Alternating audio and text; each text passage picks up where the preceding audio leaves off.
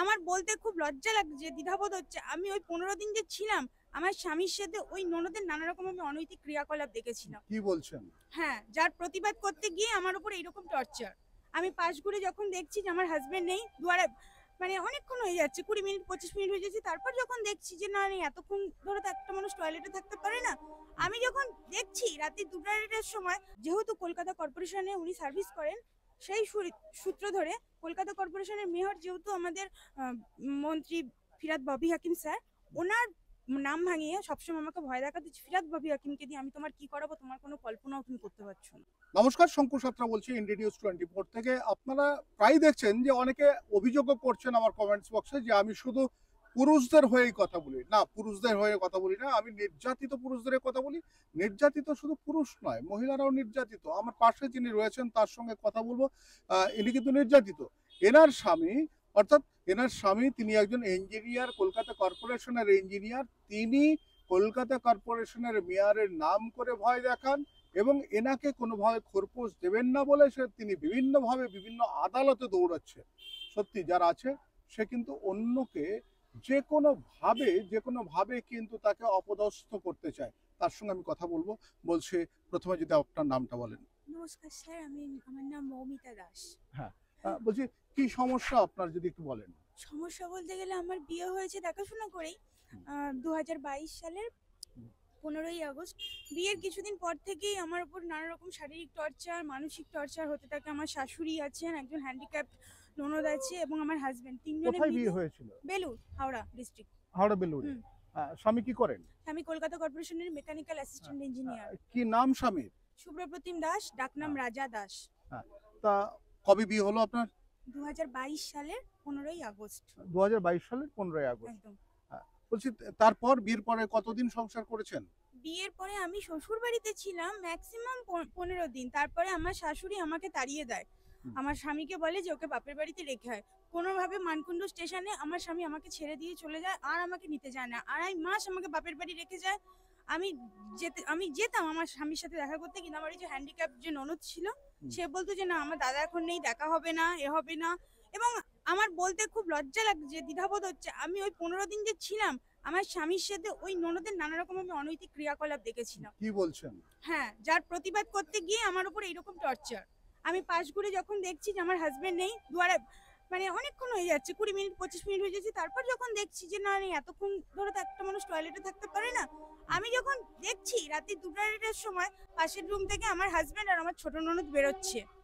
আমার ছোট ননদ সমস্ত কিছু করতে পারে, চলন্ত সিঁড়িতে উঠতে পারে, সমস্ত কিছু কিছু কিন্তু তার অন্তর্বাস, ইনার যেটাকে আমরা বলি, সেটা মেলার বেলায় বা কাচার বেলায় সে তার দাদাকে দিয়ে করাচ্ছে। আমার কাছে এটা কেন জানি না মনে হয়েছে দাদাকে এটা প্রভোগ করার চেষ্টা করছে। আমি যাই হোক, আপনি তো এটা নিয়ে মামলা পর্যন্ত গড়িয়েছেন। হ্যাঁ স্যার, মামলা প্রথমে আমার হাজবেন্ড করেছে, ডাইভোর্স মামলা করেছে। নেক্সট তারপর আমি ডিফেন্স করার জন্য আমি খোরপোশের মামলা করেছি। স্বামী ডাইভোর্স মামলা সরাসরি? একদম সরাসরি। কিভাবে বিয়ে হয়েছিল আপনাদের? আমার স্যার পেপারের দেখে বিয়ে হয়েছিল, বর্তমান পেপারে আমার হাজবেন্ডের অ্যাড দিয়েছিল, আপনার স্বামীর পক্ষ থেকে বিজ্ঞাপন দেওয়া হয়েছিল? একদম একদম স্যার। আচ্ছা, তারপর? তারপরে আমার মা ফোন করেছিল। ফোন করার পর আমার হাজবেন্ড আর আমার শাশুড়ি মা দেখতে এসেছিলেন। বিয়েটা যদিও খুব তড়িঘড়ি করে হয়েছিল, আমাদের কোনো খোঁজ খবর সেভাবে নেওয়া হয়নি। 1.5 মাসের মাথায় আমার বিয়েটা হয়েছিল। হ্যাঁ, এই উপলক্ষে আর একটা ব্যাপার আমার একদম অ্যালার্ট করা উচিত। আমার হাজবেন্ডের আগেও একটা বিয়ে ছিল 2012 সালে 29শে জুন বিয়েটা হয়েছিল। তার সাথেও ঠিক একই রকম টর্চার হয়েছিল। 15 দিন ঘর করার পর তাকেও মারধর করে তাকে তাড়িয়ে দিয়েছিল। মানে এই একই হ্যাঁ, ঘটনা? ওরা হ্যাবিচুয়েটেড বারবার বিয়ে করাতে। আমাকেও যখন আমি 2.5 মাস ছিলাম, আমাকে বারবার খালি হুমকি দেওয়া হচ্ছিল, ডিভোর্স দিয়ে দাও, 1-2 লাখ টাকা নিয়ে নাও, আমাকে ছেড়ে দাও, মুক্তি দাও। কেন, মানে আচ্ছা, আপনার হাজবেন্ডের আচরণে, আপনি তো স্ত্রী, আচরণে কোনো এরকম অ্যাবনর্মালিটি লক্ষ্য করেছেন কিছু? হ্যাঁ, অ্যাবনর্মালিটি বলতে গেলে বিকৃত মানসিকতার মানুষ। বিকৃত মানসিকতার মানুষ, আচরণ ঠিক আমার স্বাভাবিক ওনার লাগে না। আর যখন আমি 2.5 মাস যখন ছিলাম, ওনাকে বারবারই যখন বলতাম যে তুমি আমাকে নিয়ে চলো, এটা আমাদের নতুন বিয়ে হয়েছে, উনি তখন আমাকে হুমকি ধমকি দিতেন। আমি কিন্তু কোথায় সার্ভিস করি তুমি জানো না, আমি কোন পজিশনে বিলং করি। আর মানে আমাকে ফিরাদ ববি হাকিমে সবসময় হুমকি দিতেন। আপনি কোনোদিন ববি হাকিমের সঙ্গে যোগাযোগ করেছিলেন? না স্যার, সেই সৌভাগ্য আমার হয়নি। যেহেতু কলকাতা কর্পোরেশনের মেয়র আর আমার হাজবেন্ড কলকাতা কর্পোরেশনেও সার্ভিস করেন, তাই ওই নাম ভাঙিয়ে আমাকে অনর্গল আমাকে ভয় দেখিয়ে গেছেন, অনর্গল। আমি আমি আপনাকে বলছি যে আপনি যদি ফিরহাদ হাকিমের সঙ্গে গিয়ে সরাসরি কোনোভাবে দেখা করতে পারেন, হ্যাঁ। আপনার যে অভিযোগ বলছেন সেই অভিযোগের নিষ্পত্তি কত সুন্দর হয় শুধু দেখবেন। আপনাকে তো ভয় দেখিয়েছে ওই লোকটির নাম করে, ওই লোকটির ভেতরের বিষয়টি আপনি জানতে পারবেন যদি আপনি ওনার সঙ্গে দেখা করেন। আপনি দেখা করুন, আমি চাই। কিন্তু মামলাতে কি অবস্থা এই মুহূর্তে? মামলাতে কি অবস্থা বলতে গেলে আমার হাজবেন্ডের যিনি অ্যাডভোকেট পঙ্কজ, সারনেমটা আমার এই মুহূর্তে মনে পড়ছে না, মোস্ট প্রবাবলি দত্ত হবে। একটু যাই হোক, সামনের দিকে গিয়ে আসুন। দত্ত হবে হয়তো মোস্ট প্রবাবলি। একটু সেই সামনের দিকে। হ্যাঁ, হ্যাঁ। দত্ত হবে, পঙ্কজ দত্ত। তা হ্যাঁ। তিনি নানা রকম ভাবে আমাকে থ্রেট করছে, আমার মাকে থ্রেট করছে, অফেন্স স্ল্যাং। কোর্টের ঘর থেকে বেরিয়ে হ্যাঁ, হ্যাঁ, বলুন। ঘর থেকে বেরোচ্ছেন যখন উনি বলছেন যে বাড়িতে আমাকে চেনে না তো, আমার এই কোর্ট চত্বরে আমার চুল পেকে গেছে, হ্যাঁ দেখে কে নেব। কে বলছেন এটা? ওই উকিল ওনার মানে আমার জামাইয়ের যে উকিল উনি বলছেন, কাকে বলছেন এটা? মানে উনি মানে নিচে নামছেন সিঁড়িতে আমার দিকে তাকাতে তাকাতে তাকাতে তাকাতে বলছেন। মানে কোর্টে উকিলও আপনাদের হ্যারাস করছে? হ্যাঁ, আপনারা কি চান এই সত্যি মুহূর্তে? বলতে আমার আমার তো রীতিমতো ভয়ই লাগছে যে এই ইয়েতে এখানে আসতে মেয়েকে নিয়ে। মেয়েকে আমি একা ছাড়ি না। মেয়ে বলে মা আমার খুব সুগার, আমার মেয়ে বলে মা আমি একা যেতে পারবো, কিন্তু আমি মেয়েকে একা ছাড়ি না, কারণ ওরা অনেক কিছু করতে পারে। ওরা আমার মেয়েকে এমনকি আমার বাড়িতেও লোক পাঠাচ্ছে। হ্যাঁ, আমি আমি সেখানে অনেক সময় আমরা তো থাকি না, আমি দোকানে থাকি, আমার মেয়ে একা থাকে, আমার মেয়েকে বলে দিয়েছি দরজা একদম খুলবি না আর কারোর সামনেও যাবি না। লোক পাঠাচ্ছে বলতে লোক বুঝলাম না। পাঠাচ্ছে বলতে কেমন করে বলছে ও টিউশনি করবে নাকি করে নাকি এরকম। তারপরে প্রথম দিন ওকে বলে এসছে, ও ভেবেছে কোনো সত্যি থ্রেট মনে না। করছেন? হ্যাঁ, একটু মানে থ্রেট না, আবার থ্রেটও, মানে সব রকম মিলিয়ে মিশিয়ে, মানে বলা যাবে না কিছু। পরের দিন আমি ও ছিল না, ওর মাসি বাড়ি গেছে, একটু টিউশন নিতে গেছে, মানে আমি বলছি চাকরি বাকরির জন্য একটুখানি পড়াশোনা করা দরকার, এই তো গেল শনিবারই। হ্যাঁ, তা গেছে, তখন গেছে, আমি তখন বলছি আপনি কোথা থেকে আসছেন, তখন বলছে আমি মধ্যাঞ্চলে থাকতাম, আমি এখন এখানেই এসে, যেখানে কোথায় বলছে আমার পাড়ার ওখানকার, বলছে যে উদয় সংঘ ক্লাবের পাশে এসছে। আমি বলছি, কার বাড়িতে এসছেন? বলছে কি অজয় গুহ।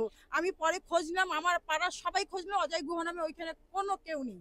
মানে মিথ্যে কথা বলে আমাদেরকে হ্যারাস করছে, বাড়িতে লোক যাচ্ছে, এইসব সব হচ্ছে। আপনি কি ওর মা হন? আমি ওর মা হই স্যার। কি নাম আপনার? আমার নাম শিলা দে। বলছি, শিলাদির সঙ্গে কথা বললাম, ওই যে একটা জিনিস আপনাকে জিজ্ঞাসা করি যে এই মুহূর্তে আপনি কতটা ভয়ে রয়েছেন? আমি প্রচন্ড ভয় পাচ্ছি স্যার, আমার মন মানসিকতা একদম ভালো নেই, একদমই ভালো নেই। বিয়ে দিতে গিয়ে আমার বাবা মা সর্বশান্ত হয়ে গেছে, বিয়ের পর সমস্ত খরচা আমার বাবা মাকে বেয়ার করতে হতো, এখনো কেসের পিছনে আমার সময়ের টাকা বেরিয়ে যাচ্ছে, তার উপরেই ভয় ভীতি। আমি পাজলড হয়ে যাচ্ছি স্যার, আমি এর সুবিচার চাই। উকিল তো পয়সা ছাড়া আর সেটা আমার হ্যাঁ? জন্য উঠবে না, উকিলকে তো আমাকে তো একটা পয়সা দিতে হবে বলুন। হ্যাঁ। কিন্তু সত্যি সত্যি আমাদের সে ক্ষমতা নেই, তবু দিচ্ছি। তারপরেও যদি অপোজিট উকিলের যদি মানে অপোনেন্ট উকিল যদি আমাকে যদি ওরকম সিঁড়ি থেকে নামতে নামতে, মানে আমার মেয়ে ঘরে ছিল তখন সই সাপোর্ট করে নামবে, আমি বাইরে দাঁড়িয়ে আছি, আমার দিকে তাকিয়ে ওরকম করে করে বলতে বলতে যাচ্ছে, আমি তো এরপরে আসতে এখানে ভয় পাচ্ছি। ঠিক। বলছি, কতদিন ধরে আপনি এরকম কোর্টের চক্কর খাটছেন? আমি 2024-এর জানুয়ারি মাস থেকে আমি কোর্ট চত্বরে আসছি, হাওড়া কোর্টে।